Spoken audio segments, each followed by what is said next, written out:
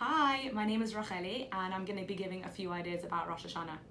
So Elul is famously a time of introspection and it gives us an opportunity to reflect on the year that we've had and please God the year that we have to come.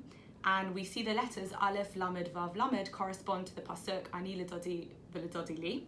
But we have to ask ourselves, was I really for my beloved Hashem? Do I even remember what I said I'd give up last year, let alone have I actually achieved my goals?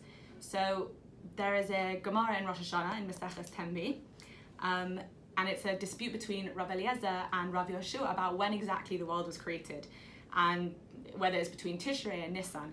But Rav Eliezer brings an idea that the world was created in Tishrei, in Olam HaMachshava. So Hashem initially thought about creating the world in Tishrei and then actually created it in Nisan. So this provides us a little bit of insight as to what Rosh Hashanah is exactly. And if we're following the idea of Rav Eliezer, then we know that the world was created in thought. So this helps us to understand that this time is about din on our thoughts, not necessarily our actions.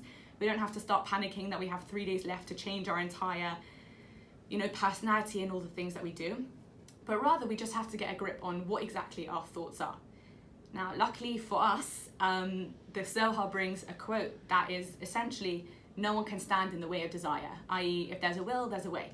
So how often do we say that we're going to do something and we really have pure intentions, but unfortunately something gets in the way, or the car breaks down on the way to the shiur, or you can't help this person because something comes up. So actually, if anything, our thoughts are much more in our control than our actual actions, because that can be affected by the world around us and whatever Hashem has planned for us.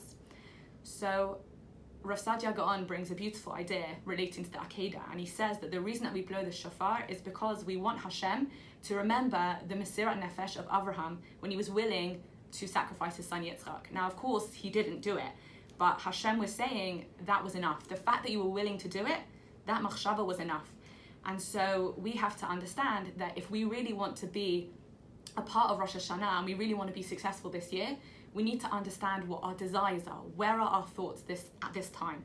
And really what we need to show Hashem is that we are willing to coronate him through this change. So just sit down with a pen and paper, write down how the last year was, maybe 1 or 2 things that we want to do for next year, and just know that when I'm davening for my machzor on Rosh Hashanah, I know exactly where my thoughts are.